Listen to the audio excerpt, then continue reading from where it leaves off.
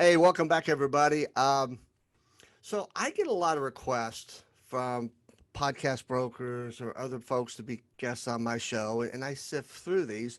And I received an email from one of my listeners, which always raises my eyebrows. Like, okay, it's not my mom. So there's actually somebody other than my mom who's listening to this. And I read this gentleman's introduction to me, and I said, I gotta have this guy on my show. So, first and foremost, Don, thank you for taking time out of your busy schedule to be part of my podcast, and thank you for being a listener.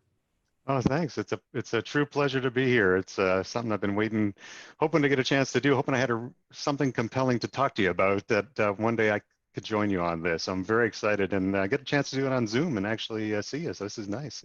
This is nice. And before we get into some of the details, as I was doing some research on you, I went to your LinkedIn profile, and when you're talking about yourself, there was a sentence that says key strengths in communication and public speaking.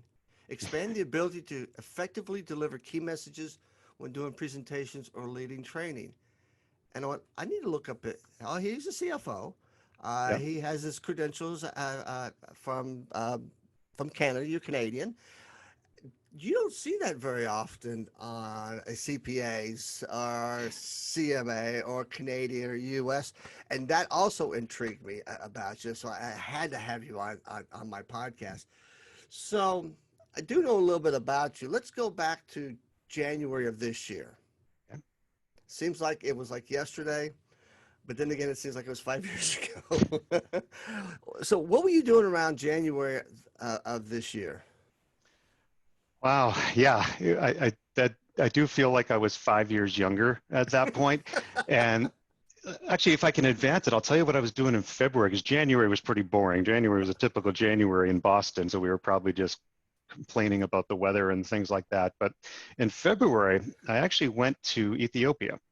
Oh, And the reason I did that was my sister's 50th birthday, and she goes there, gosh, probably a dozen times doing mission work. And I thought, well, for her 50th birthday, best gift I can give her is I'll go join her and help her and see what she does there. And so I was actually, yeah, working in Addis Ababa and having, just a truly life-changing experience. And working with various missions that work with street kids, bringing street kids into places where they can be safe and then transitioned into just whether it's families or reunited with families, and just was incredibly humbling. And as a runner, I also run. I also got to do some runs in Ethiopia with Ethiopians, so that was wow. true bucket list type of thing. And it did allow me that chance just to kind of reflect a little bit of, okay, what do I do in life? Where do I add value? Do I have meaning? It was kind of one of those strange and really valuable times. And so we spent 9 days there, and then I came back, and one of the things that I got when I came back was a call from a headhunter out of the blue who said, "Would you be interested in this role with this company? It's a CFO role." And I, said, okay. They said, send me a resume. And like, I don't have a resume. I haven't had to apply for a job in 20 years. So anyway, they went onto the same LinkedIn profile that you saw, and maybe it was that same line that you read that they liked. I'm not sure, but started meeting with this company called Haley and Aldrich, and in the same firm. So I was with a company called Stantec, which 20,000 person engineering firm that took me from Canada to the US.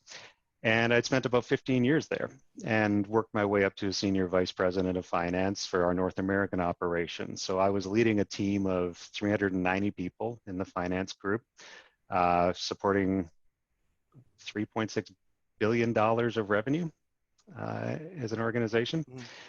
And through talking with this headhunter and then with the people at this other company, I got intrigued by the idea of reflecting back to my time in Ethiopia, even of where can I add more value? Have I become a little bit complacent in various parts of my life? And that's when I thought, well, maybe you should try this. Maybe I should give this a shot. And I think I'll regret it in 5 years. And that's kind of a key thing is that what do you think you might regret down the road? And so, yeah, on March, so we went into lockdown in Boston on March 24th or so. Mhm. And March 28th, I agreed to accept their offer uh, with a caveat that I would start June 1st. Okay. And, so I had that 8 or so weeks to transition and to work through that. And, it was interesting because it's one of those things I was thinking of I guess there's a couple of points there is, opportunities are going to arise even in the midst of chaos. Right. But one of the things I was thinking of was one of the improv activities that you actually do. The one about the yes and or the no because. Right. And I was really pondering that of, okay, I could say no to this because it's an absolutely crap time of a world right now to be doing something. And, no, because I might not be the right guy for this. And I really tried hard to change that into, well, yes, and this could be really exciting. And yes, this could re-energize me. And yes, I could maybe influence some more different people. Maybe I've kind of did that with the team I had at Stantec. Maybe it's time to try it with the team here at Haley and Aldrich. And so that was kind of an interesting way to look at it. But the question was this courageous or crazy? Is the jury still out? The jury is still, I don't think the jury will be fully in for until 4 or 5 years, but I'm going with courageous for now. But people were asking me, half the people would say you're crazy and half the people would say, hey, that's kind of a courageous thing to do. Changing jobs in the middle of a pandemic. Yeah. Yeah, in Boston, and your thick Boston accent just Permeates through here. It's a combo of the Canadian accent and the Boston accent, so we kind of do have it, eh? I'm not sure. I still don't get the accent here. My wife's from Worcester, so Wista? yeah, Worcester. We haven't been there in about a year with everything, but Of course. if she goes up and spends 3 days there, she's packing a car in the yard when she gets home.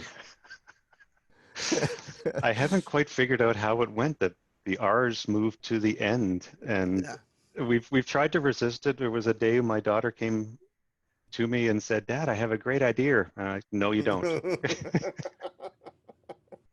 Yeah, I don't know how they always move to the end either because I hear when um, early on when I was in the banking business, my administrative assistant from the Upper East Coast would put an R at the end of Atlanta.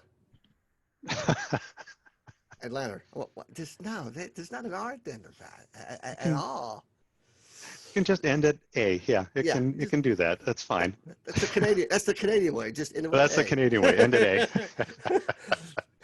So, my first question. So you put in your notice. You're there for 8 weeks in the middle of this pandemic.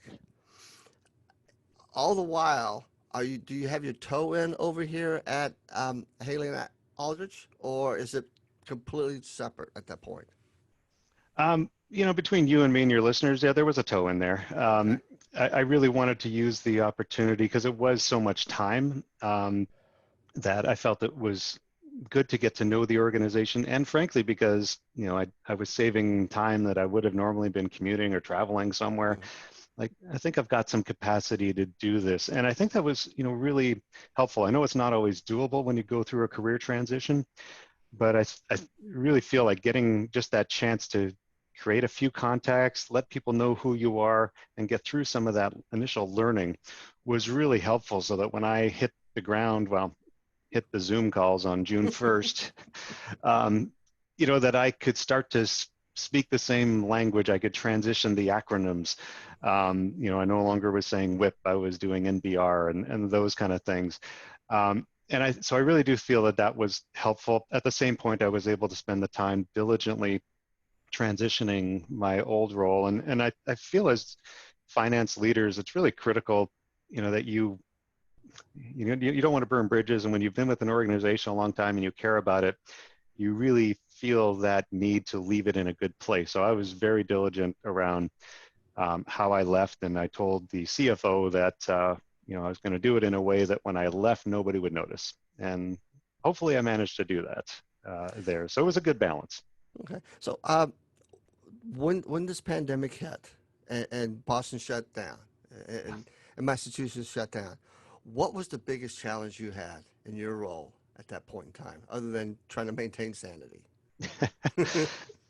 I think there were two. One is, transitioning a team.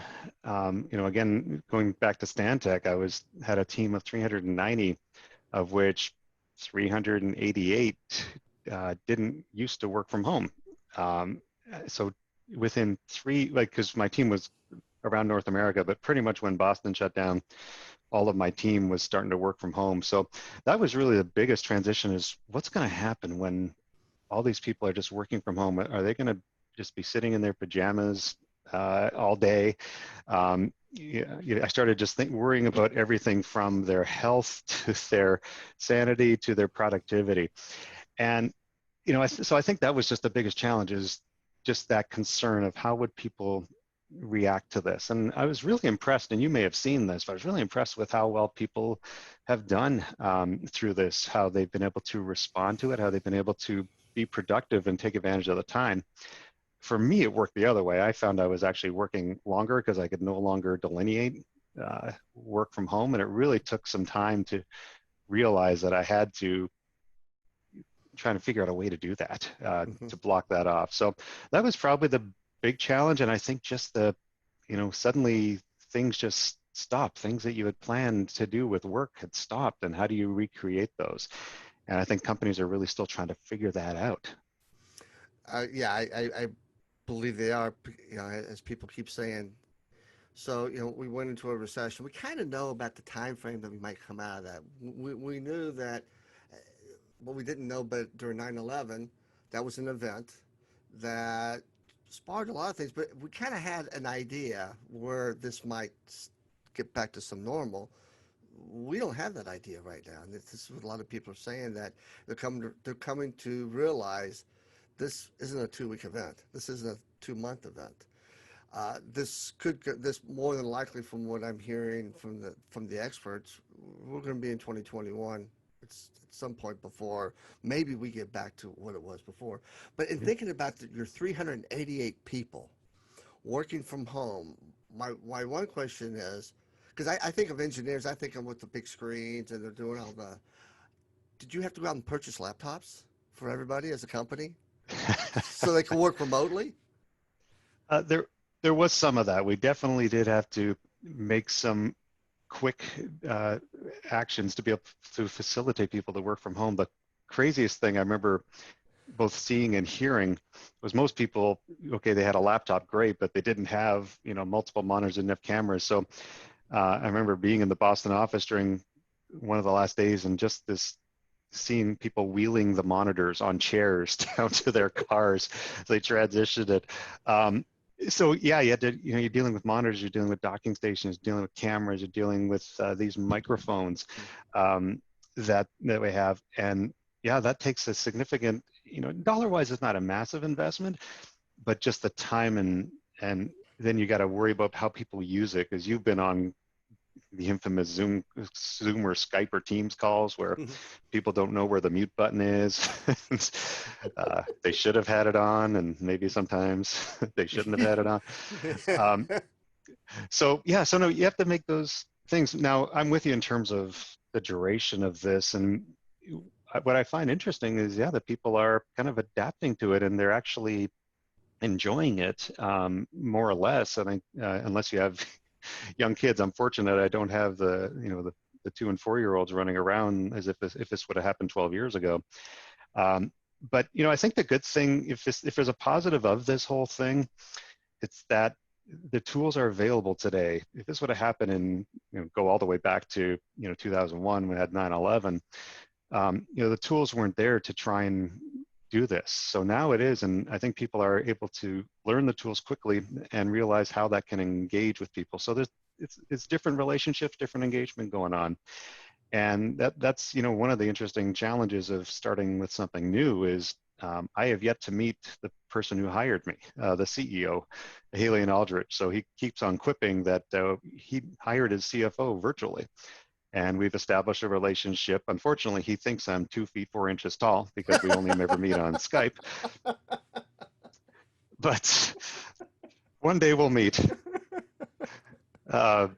And yeah, I've had to meet my whole team. I've now gone from a team of 390 to a team of 33, and I've started to meet them all virtually. And we're starting to establish some of that. And I've heard of companies doing cool things like Zoom happy hours, and just things like that. Zoom coffee breaks, Zoom water cooler talks.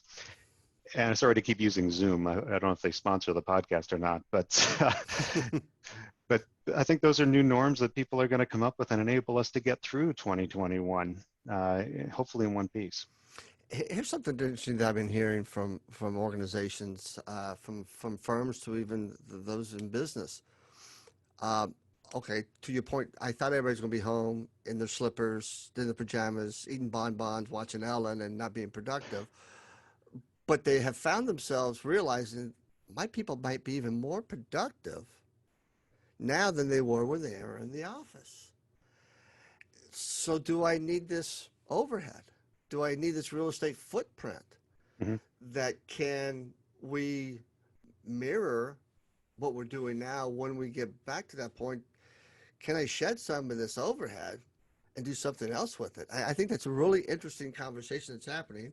But on the other side, there's companies out there that need their people in house, but for at least for maybe a short period of time, or even sometime even after that, they'll need more room because they might not want to be even sitting that close to each other. Maybe we don't need 6 feet, but let people spread out a little bit more, and they might need more commercial real estate. So in 2022, 23, it'll be interesting what the commercial real estate market's doing, and companies like yourself, the professional service firms. I mean, people can work from home. We don't have to be gathered in one space. Yeah, it is interesting, and I've heard that a lot, and I'm on the fence. I'll be honest with you. So, we talk about even the space that Haley and Aldrich has, and start looking at that.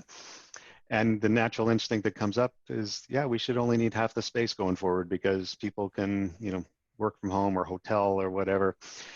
And I do see that. I guess the part that I'll be interested to see is, do people still need that connection?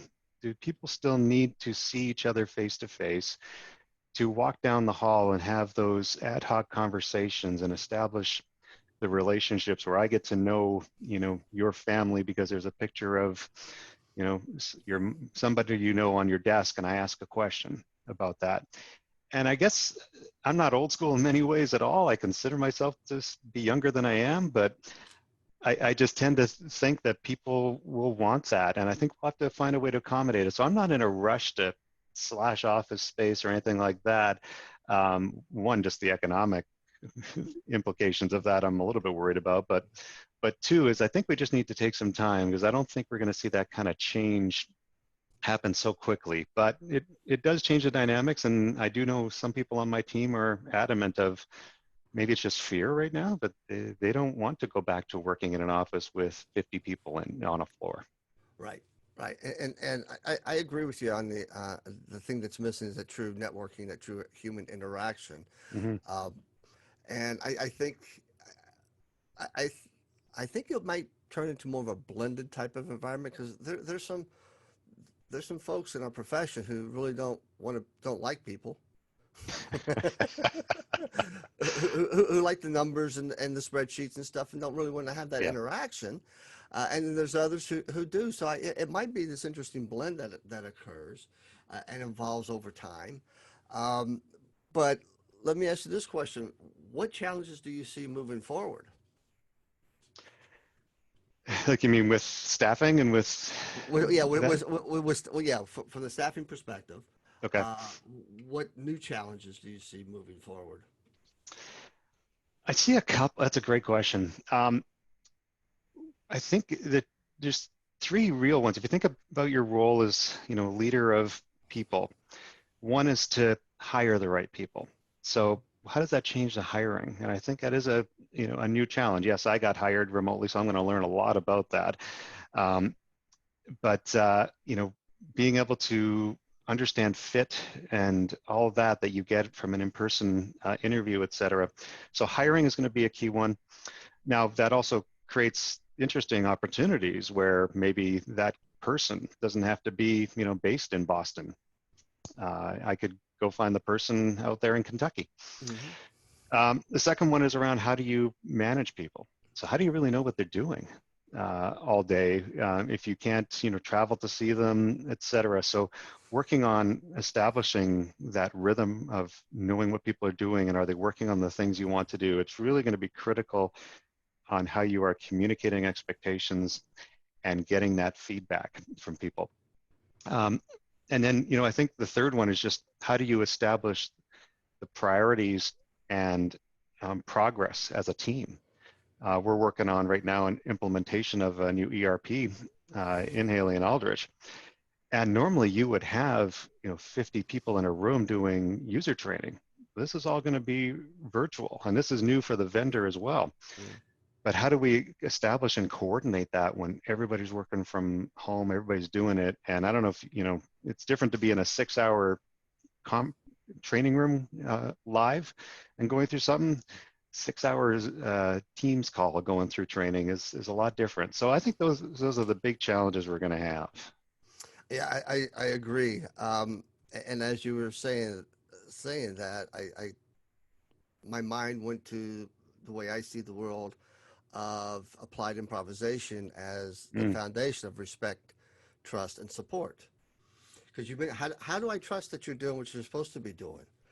Because I don't have my eyes on you. I tell the story when I first got my first, as my father said, real job, because Greek in restaurants, but working in an office and working at a bank. He said, well, you get there before your boss gets there. If you got to go to the bathroom, you pick up a file and you walk with it, and you be the last one out, or at least after your boss, so they see you, that visibility. And now we don't have that, so it really becomes setting those expectations, holding people accountable, will help build that trust level. Yeah. And it'll also determine areas that we need to focus on, or people need to focus on to help figure out what's getting in the way. It's just that they may have young children at home. So how do you multitask? Oh, excuse me. There's no such thing. Especially when it comes to the deep work, the hard work that we need to do. And I think that's all there, as well as I had to flip one of my presentations, and we couldn't find. It was an 8-hour. I wanted to put it in 2 pieces on 2 different days. We couldn't make it work. So I had to do the full 8 hours on Zoom to 15 people.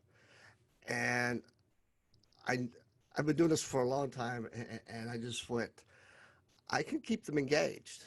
I know the tools and stuff to keep them engaged. Send them in a breakout room, have them do chat, have them do this other stuff, get the conversation going. But because I've been doing this for 5 years, but those who are just now getting into this and have no idea, that's where another challenge is how they keep your team engaged, even for 2-hour training or 5-hour training. And you know what ERP stands for, don't you? What? Entities Reoccurring Problem. Because I've never seen an ERP system go smoothly from the get-go. This is the first time I'm doing one virtually. I hate using that term virtual. I think between that and social distancing, those are 2 terms I can't wait to unload in 2022. But your point around the improv is what really works in improv is that immediate feedback, whether that's a laugh or a groan or applause or booing, whatever it might be.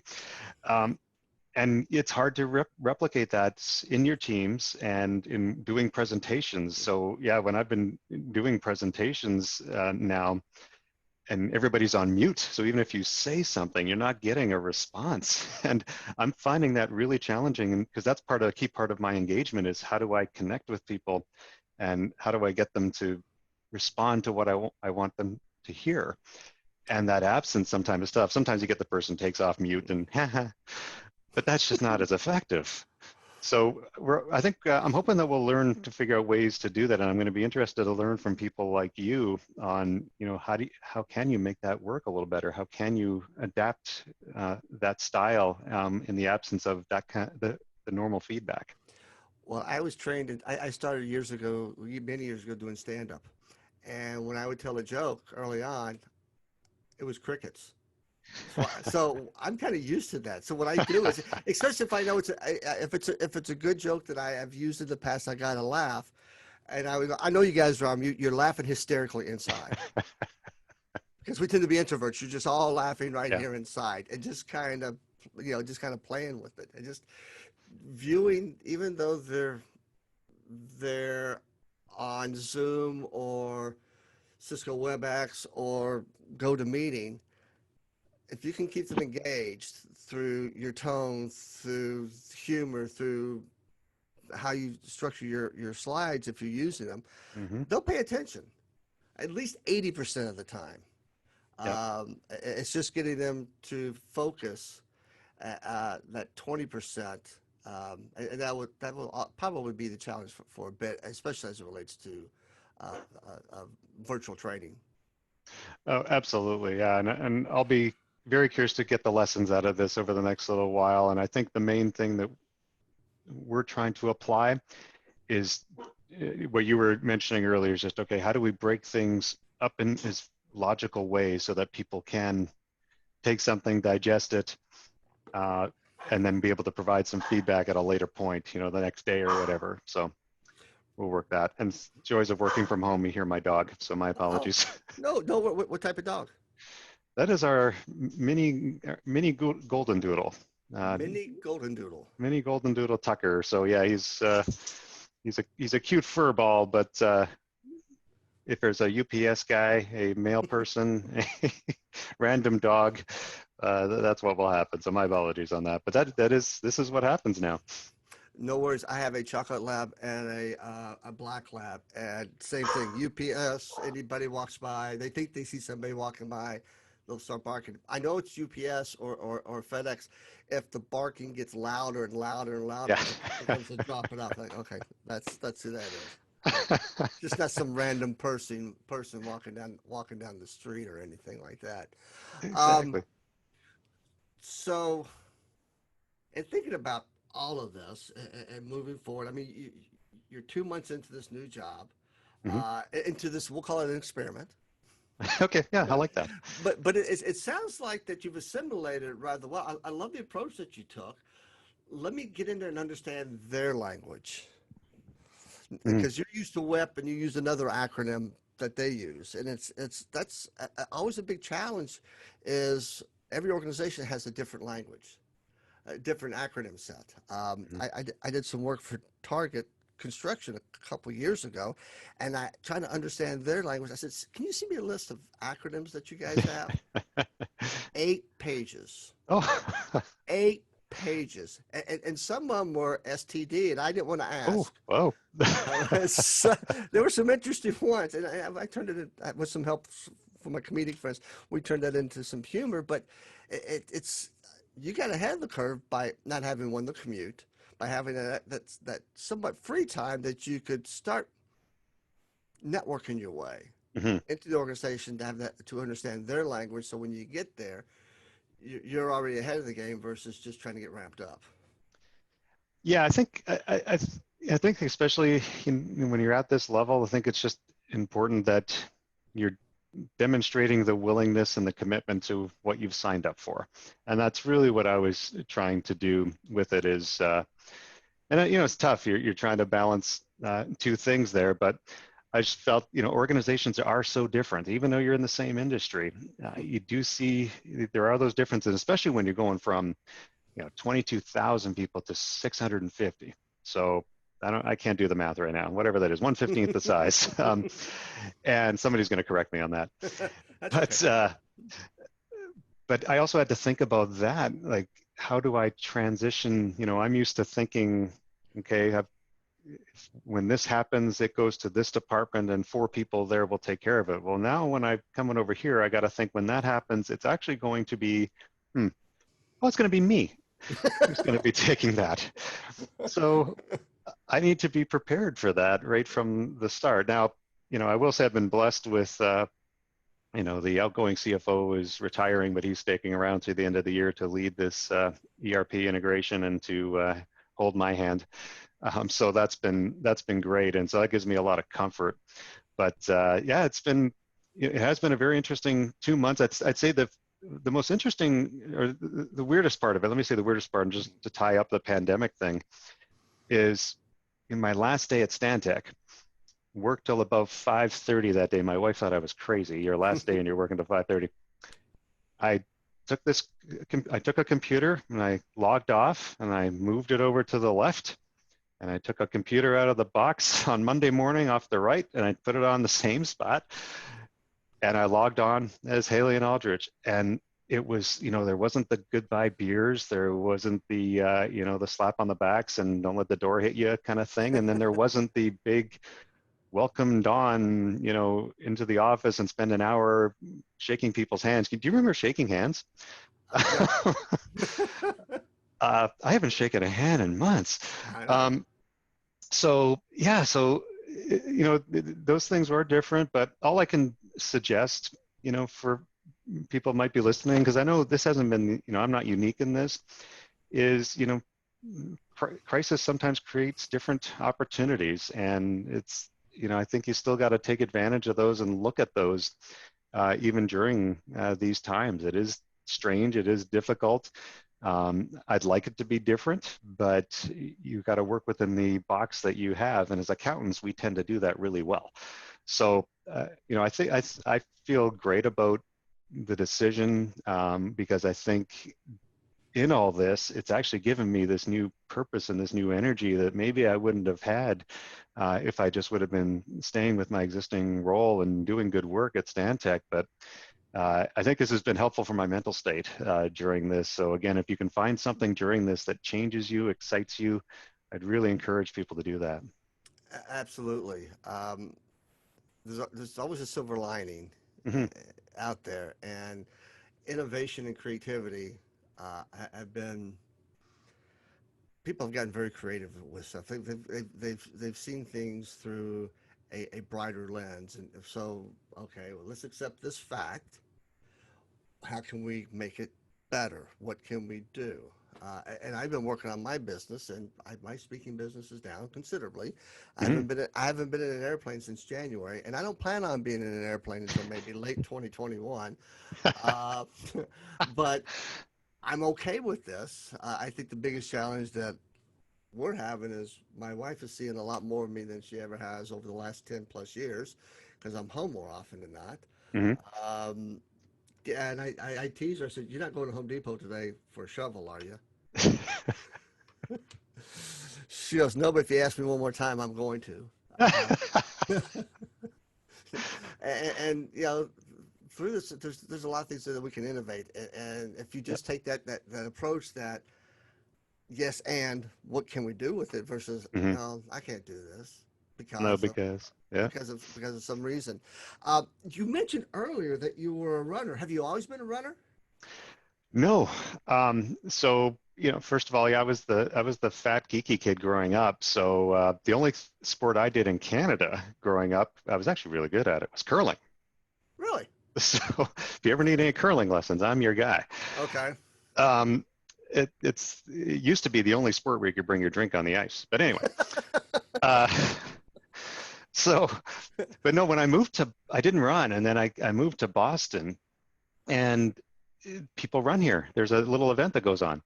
So I kind of got the bug when I got here, and I turned 40 and when I moved here, and I thought, well, maybe I should start running. A guy I know, he got me into it, so I'll blame him. And yeah, just started almost like Forrest Gump's, like, well, I just started to run. And I started doing, half marathons, and just started liking that, and just started liking that because I travel normally in normal world, I would Hmm. travel a fair bit. So it's the easiest thing to do when you go to a different city is just throw on your runners and go for a run. So yeah, so that's when I started, was really here. And I've never been an athlete or anything like that. I've just been me, average middle-aged guy. So you've been running. You said half marathons, and you've run the Boston Marathon. I did. So I actually ran it twice. Okay. So as part of you remember the bombings happened obviously in 2013, Right. and living here, that had a big impact on me. So I actually got into the lottery in New York City, Okay. and in 2013 thought, oh, I'll run that. And then I finished it, crossed the finish line, said, never doing that again. Absolutely never. But then I got thinking, there was so much excitement about people wanting to restart the marathon that I thought, I wonder if I could run the Boston Marathon. And so I put my head down and set a goal. And this is something I like to do, and I do it in work and do it in life. Is okay. Well, I'll set a goal. So you remember, I put the post-it note of I wanted to get the top mark in Canada. So this time I wrote the time down. I wrote the time 3:22. That was going to be my finish time. I needed 3:25 to qualify.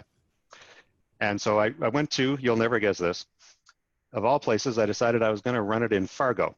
There you go. I mean, if there's any place to run a marathon, Fargo is the place. Fargo, what is the flattest place I could think of to run a marathon? So anyway, I did Fargo. it. Fargo. And so the coolest thing was running the marathon, and I turned down the last street. I think it's Broadway in Fargo. And 200 yards ahead was finish line. And as I got closer, the clock switched from 3:21 to 3:22. And I finished in 3:22:30. So I qualified. And I ran it in 2015, ran Boston in 2015. Worst weather in 10 years. So we'll fast forward a bit here. I was done with marathons. Why would I ever do that again? Then I read a newspaper article saying that the 2018 Boston Marathon was going to be on April 16th, my 50th birthday.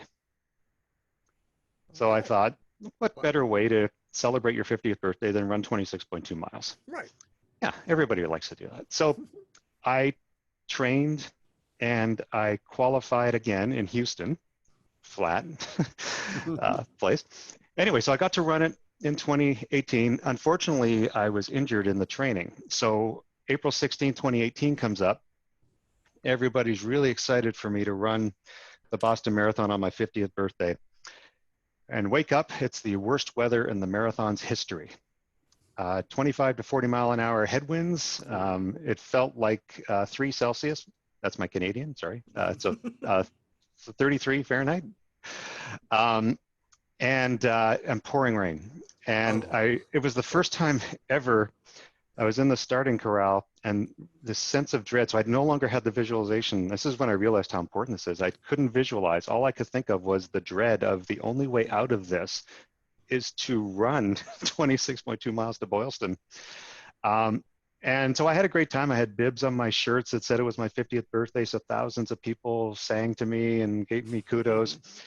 But I was dying, and I hit just before mile 17, I saw my family, and I still couldn't believe that I said it, but I said, I'm done. Let's go celebrate. And I, for the first time ever, walked off a race course. And I was like, that was a strange thing to do. So 100 days later, I got better, and I trained, and I went to that exact same spot. And I started from there, and I finished the last 9.7 miles of the marathon. And so I think my time of 100 days, 3 hours and 45 minutes makes me the slowest Boston Marathon finisher ever. Unofficially. Unofficially. That's a great story. We should find out from Guinness. If I'm going to talk to Guinness for a world record. But I love the determination. I mean, so was it a hamstring injury that was on your back?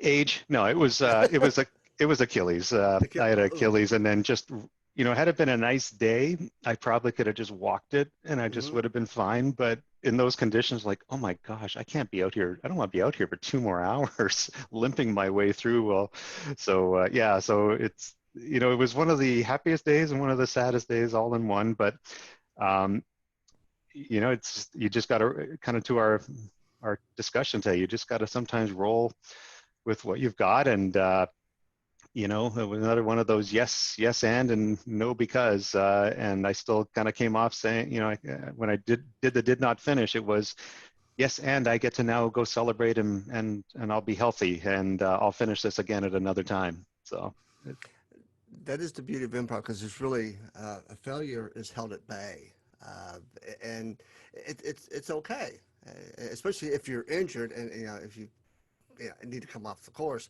But I love the fact that you did all that, but then came back from that spot, finished, albeit 100 days. But you weren't going to let that go.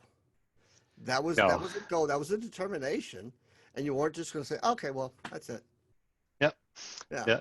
Yeah. The greatest part was when I finished that Sunday morning there at the Boston Marathon finish line, and there were these tourists from, I can't remember where, I don't want to guess what country, but they saw me cross the finish line, and so they thought it was something, so they started cheering. So instead of a million people, I had four nice people from Scandinavia or something, but it was just as good. I liked it. It was Yeah. an intimate setting. It was an intimate setting, an intimate Yeah. marathon that time. Yeah. So no, so yes, that was fun. Well, Don, I have to thank you. I've enjoyed this conversation. I love your approach, your attitude, your thought process.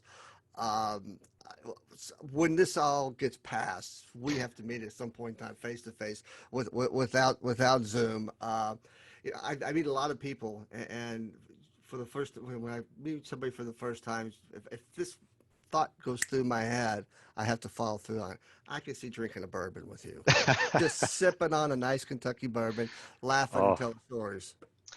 I can't wait. No, I love your approach. Again, when I saw you speak in Denver in June, we had gone through presentations about capitalizing lease payments or something like that, and then you came in and you were, one of the speakers in the afternoon, and I just immediately thought, oh, this resonates with me. This guy gets me, and I was, was so happy walking out of there and having had the chance to listen to you, and it just, re-energized me a little bit in terms of, this is what you can bring, and the improv angle and just the comedic angle. I think it's critical for finance people to have that.